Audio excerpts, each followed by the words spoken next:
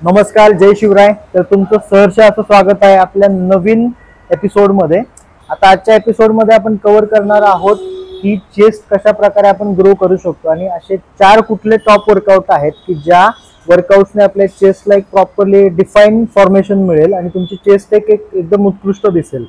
आणि चेस्टच्या वर्कआउटमध्ये सर्वात मेन महत्त्वाचा आहे तो शोल्डर वॉर्मअप. तुमचे शोल्डर्स प्रॉपरली वॉर्मअप आहेत का नाही हे बघणं खूप जास्त महत्त्वाचं आहे. त्यामध्ये कुठल्याही प्रकारचा स्टिफनेस नको. जर का स्टिफनेस असेल तर तुम्हाला प्रॉपरली एक ते वेट तुम्हाला हिट नाही करता येणार किंवा तुम्हाला इंजुरीजला फेस करावं लागेल. तर सर्वात पहिलं तर तुम्ही शोल्डरला प्रॉपरली वॉर्म करून घेतलं पाहिजे. तर आता आपण शोल्डरचे काही एक बेसिक वॉर्मअप आहेत जे खूप जास्त महत्त्वाचे आहेत, तर ते पण बघून घेणार आहोत की ते वॉर्मअप कुठले आहेत. सो पहिला शोल्डरचा वॉर्मअप एक्सरसाइज आहे शोल्डर डिस्लोकेशन, ज्यासाठी आपल्याला हवा आहे बार. तर बारमध्ये आपला जेवढा शोल्डर विथ डिस्टन्स आहे त्यात थोडासा आपल्याला बाहेर घ्यायचा आणि इथून आपण फक्त रोटेट करणार आहोत.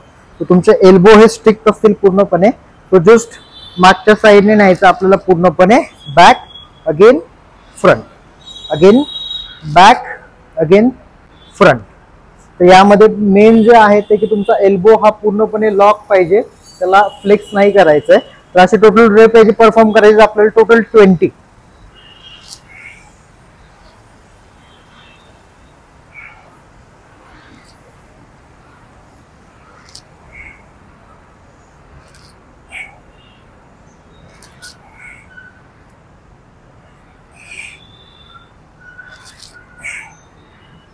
आणि त्यानंतर जो नेक्स्ट वर्कआउट आहे शोल्डरच्या वॉर्मअप साठी तो आहे इंटरनल रोटेटर.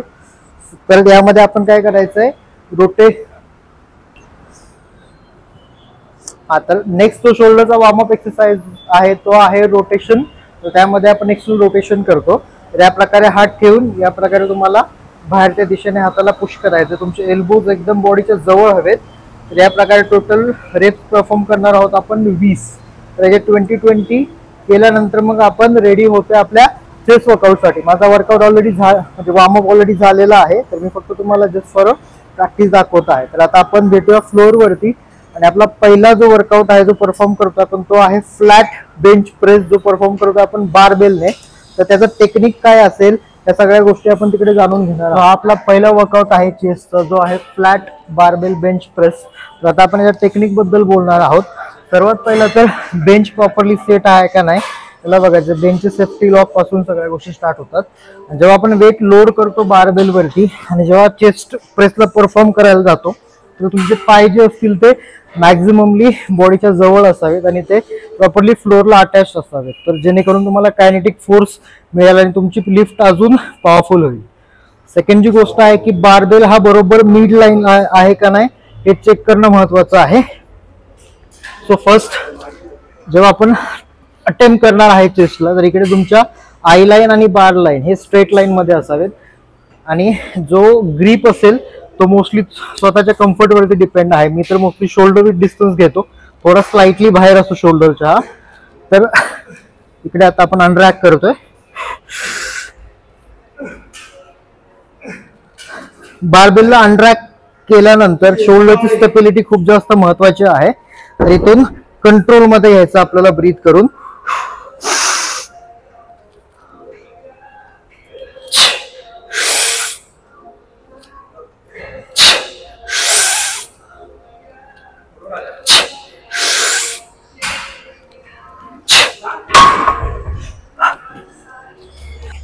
त्याचा सेकंड जो लोड आहे तो अराउंड 80 केजीज आपण करतो. तर पहिली जी आपली लिफ्ट असेल, जी कंपाऊंड लिफ्ट आहे, ज्यामध्ये मॅक्झिमम वेट पुश करायचं आपल्याला लेसर रेप्स साठी.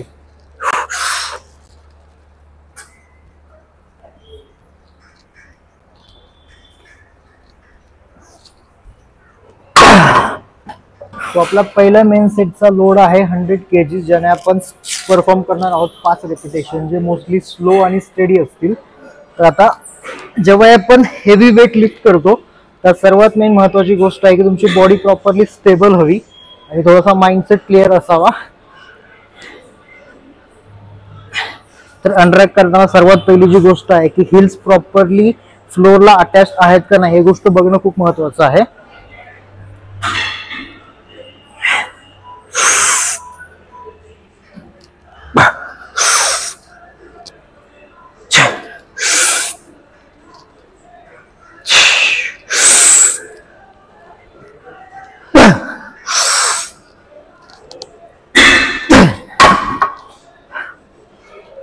सो आता नेक्स्ट जो लोड असेल आपला सेकंड मेन सेट जो असेल 110 kgs, तर त्यांनी पण आपण अराउंड 4 to 5 रिपिटेशन ट्राय करणार आहोत करायला. ऑलरेडी सकाळच्या एम्प्टी स्टमक कार्डिओ मध्ये आपण 5 किलोमीटर रन आणि वॉक केलेला आहे, तर बॉडी थोडी स्लाइटली फटीग फील करतो आपण. तर आता आपण नेक्स्ट लोड घेऊयात 110 kgs. सो माझा जो फर्स्ट वर्कआउट आहे तो मी कधी हेवी ठेवतो कारण की माझी बॉडी प्रॉपरली एनर्जाइज असते. सो पहिला जो आपला लिफ्ट आहे तो कधी हेवी असला पाहिजे. सो आता आपण अटेम्प्ट करतो 110 kg चा सेकंड मेन सेट, ज्याला आपण परफॉर्म करणार आहे 4 रिपिटेशन्स. स्टेम इकडे आपल्याला स्टेबिलिटी वरती जास्त लक्ष द्यायचं आहे.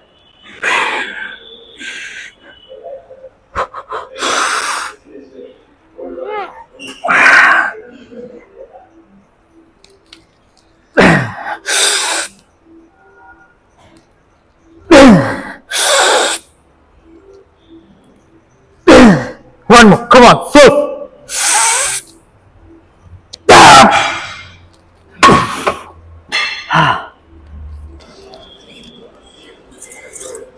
त्यानंतर आपला नेक्स्ट लोड आहे 120 kgs, जो आपला फायनल सेट आहे. त्यामध्ये आपण मॅक्सिमम 2 to 3 रिपिटेशन्स ट्राय करणार आहोत.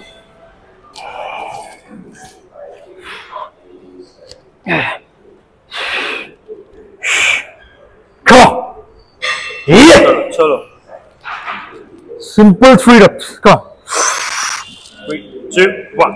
Okay, leave it. Sound there.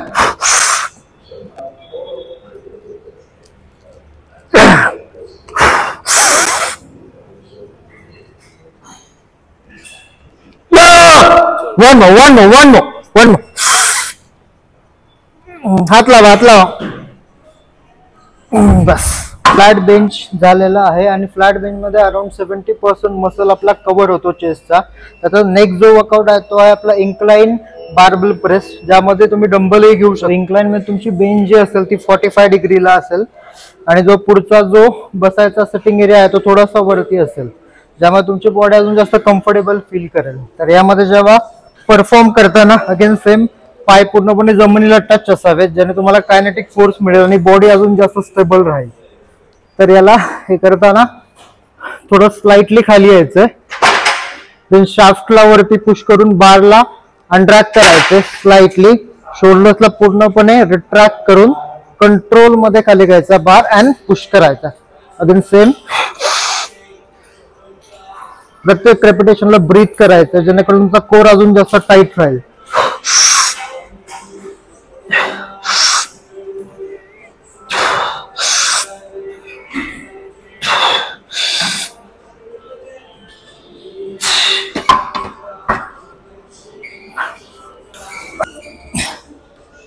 यामध्ये आपला सेकंड लोड असेल 80 kgs, ज्याच्या आपण ऑलमोस्ट 8 to 10 रिपिटेशन हिट करणार आहे. त्यानंतर आपण ट्राय करणार आहे 100 kgs, ज्याने पण जेवढे जातील तुतील फेल्युअर पर्यंत आपल्याला हिट करायचं आहे. आणि प्रत्येक सेट मध्ये 1 ते 1.5 मिनिटं रिकव्हरी ब्रेक घेतला पाहिजे, जेणेकरून तुम्ही पुढच्या सेटसाठी पूर्णपणे तुमचा मसल रिकवर्ड असेल आणि तुम्ही अजून चांगला तो लिफ्ट परफॉर्म करू शकता, जेणेकरून तुम्हाला इंजुरी नाही होणार. त्यामुळे प्रत्येक हेवी सेट नंतर थोडासा ब्रेक महत्वाचा आहे, ज्यात तुमची बॉडी रिकवर होईल, एटीपी स्टोरेज परत रिफिल होतं. सो आता आपण ब्रेक नंतर नेक्स्ट सेट हिट करतो जो 80 kgs आहे, ज्याने 8 to 10 रिपिटेशन आपण हिट करणार आहोत.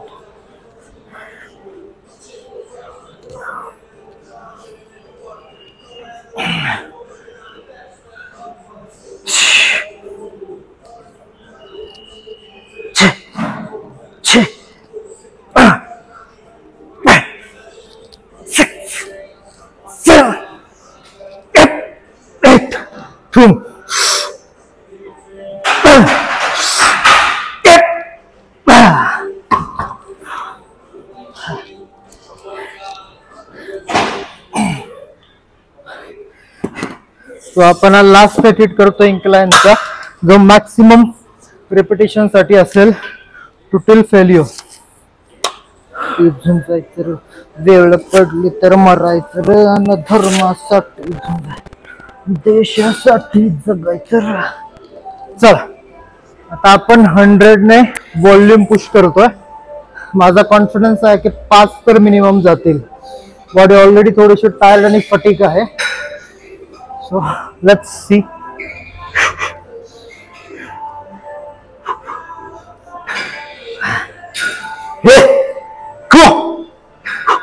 चल चल चल चल जमतंय.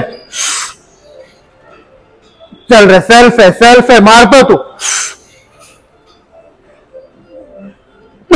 एक गेला, चल 4 उड्या वाजून चल. चल 2 गेले. कमा.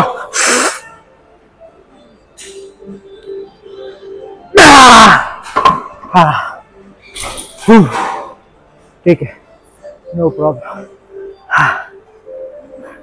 मे बी लास्ट सेट मध्ये व्हॉल्यूम जास्त पुश केल्यामुळे या सेटला तेवढं आपण परफॉर्म नाही करू शकलो.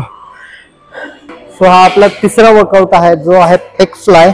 आता याच्यामध्ये खूप लोकांना थोडीशी कन्फ्युजन असते की याचा प्रॉपरली म्हणजे स्टँड कसा असावा की याचा सेटअप कसा असावा. तर मोस्टली मी काय करतो की थोडासा स्लाइटली सीटच्या पुढे बसून माझी बॅक पूर्णपणे मी मागच्या सीटवरती रिलाय करतो आणि त्यानंतर जो डिस्टन्स असेल तो मोस्टली शोल्डर विथ घेतो. खूप जास्त मागे घेत नाही, कारण की मेन जो तुम्हाला कॉन्ट्रॅक्शन मिळणार आहे चेस्टचा तो पुढे मिळणार आहे, मागे नाही. तर मागे तुम्ही फक्त शोल्डर्सला स्ट्रेच करता. तर त्यामुळे या याच्यामध्ये वेट मॉडरेट ठेवून जास्त वेट न घेता व्हॉल्यूम आणि रेपिटेशन वरती इकडे फोकस करायचा आपल्याला आणि पूर्णपणे चेस्टला फील करायचं. सो थोडासा स्प्रेड करून इकडे बस.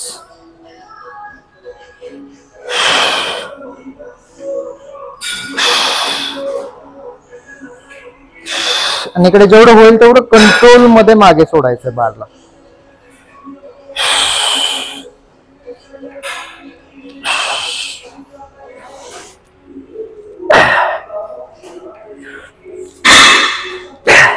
आणि प्रत्येक रेपिटेशन मध्ये तुम्हाला चेस्टचा जो स्क्वीज आहे किंवा जो मसल ऍक्टिव्हेशन आहे तो फील करायचा आहे. तो खूप जास्तही बेंड नाही करायचा एल्बोला. एल्बो स्लाइटली एवढा राहील, थोडा स्लाइटली बेंड राहील आणि पूर्णपणे चेस्टच्या मसलला स्क्वीज करायचं. तिकडे तुम्ही बघू शकता की अशा प्रकारे तो स्क्वीज होतोय. तर तिकडे तुम्हाला चेस्टचं ऍक्टिव्हेशन अजून जास्त मिळेल. आणि याचे टोटल जे सेट्स असतील ते मॅक्सिमम 10 ते 12 रेपिटेशन टार्गेट करून एक अराउंड 5 सेट्स पर्यंत आपण परफॉर्म करू शकतो. त्याने एक बेस्ट तुम्हाला रिझल्ट मिळेल. तो आता आपण पुढचा याचा सेट घेतोय. तो थोडा स्लाइटली हेवी करूयात आपण. हे एकदम मॉडरेट वेट होतं.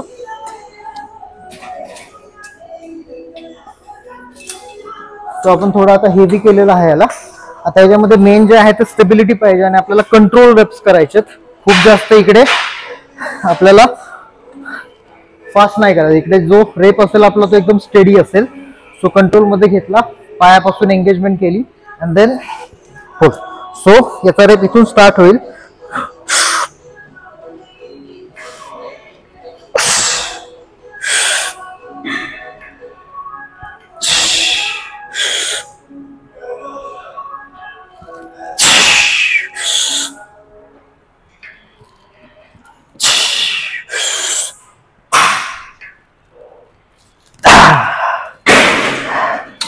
वेट हेवी असल्यामुळे आपण मॅक्झिमम 5 to 6 रेपिटेशन फक्त केलेले आहेत. आता नेक्स्ट सेटला आपण वेट थोडं कमी करणार आहे आणि इकडे आपण व्हॉल्यूम पुश करणार आहे 10 ते 12 रेपिटेशन साठी. तिथे सेम 3 सेट अजून पुढे आपण करतोय आणि त्यानंतर आपला 4th एक्सरसाइज कडे आपण जाणार आहोत जो खूप अंडर रेटेड आहे. लोक त्याला निग्लेक्ट करतात.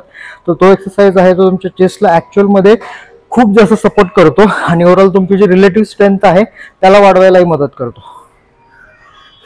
सो आपला हा जो नेक्स्ट सेट आहे जो आहे व्हॉल्यूम साठी, जिकडे आपण टोटल 12 रेपिटेशन टार्गेट करतोय आणि प्रत्येक रेप हा एकदम स्लो आणि कंट्रोल मध्ये असेल. सो माझ्या एक प्रॉपर जी मला कम्फर्टेबल ग्रीप आहे ती मी ग्रीप घेतो. तर ही मला कम्फर्टेबल वाटते जास्तीत जास्त. तिकडे शोल्डर्स माझे एल्बोज एकदम स्ट्रेट लाईन मध्ये आहेत. तर इथून आता हे करताना एल्बो स्लाइटली मी बेंड ठेवतो. देन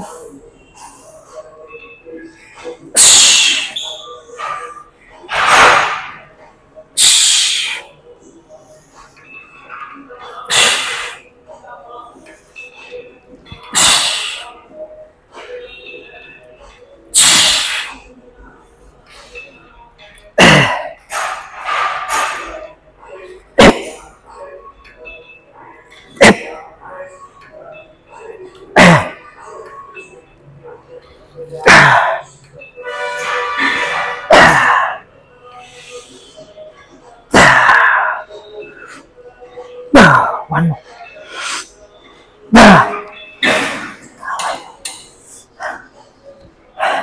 जेवढे रेप्स आपण स्लो आणि स्टेडी घेऊ तेवढा जास्त मसल तिकडे कॉन्ट्रॅक्ट होणार, आणि जेवढं कॉन्ट्रॅक्शन त्या मसलला मिळेल तेवढं तो मसल ब्रेकडाऊन होईल.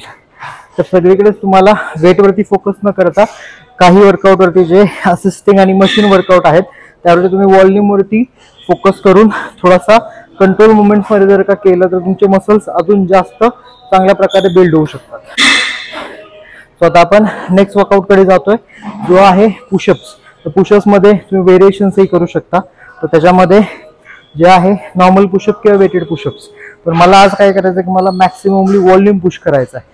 टोटल जे टार्गेट आहे आपला 300 पुशअप्सचं आहे, जे एक आपण चेस्ट वर्कआउटचा एंड एक्सरसाइज म्हणून करतो. आणि ड्युरिंग वर्कआउटमध्ये सर्वात मेन महत्त्वाची गोष्ट आहे हायड्रेशन.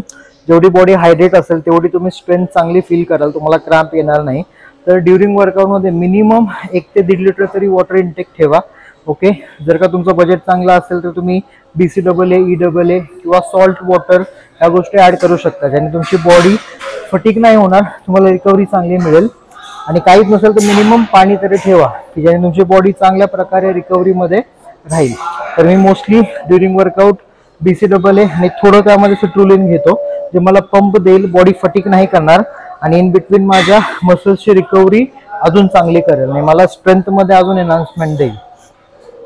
तर आता आपण नेक्स्ट वर्कआउटकडे वळूयात, जो आहे पुशअप्स. तर पुशअपमध्ये मोस्टली आज आपण बॉडी वेट पुशअप्स करणार आहोत, कारण की आपला आज रेप आउट टार्गेट आहे जो 300 रेपिटेशन आहे, जो आपण एक चेस्ट वर्कआउट फिनिशर म्हणून करतो.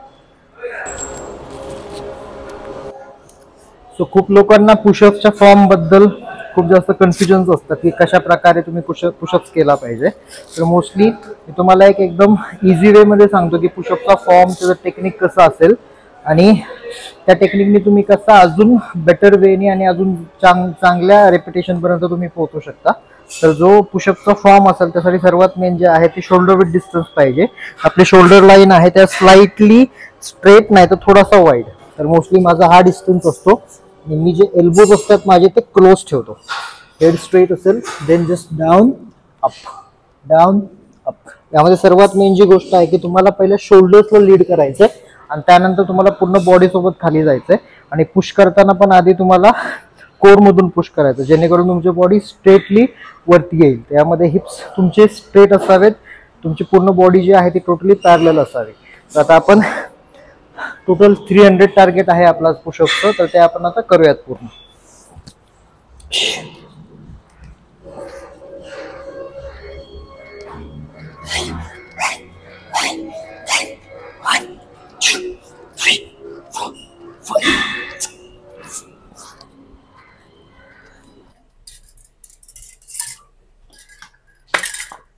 सो आता आपला वर्कआउट संपलेला आहे आणि पोस्ट वर्कआउट मध्ये आपण घेतो 2 स्कूप प्रोटीन आणि 5 ग्रॅम क्रिएटिन.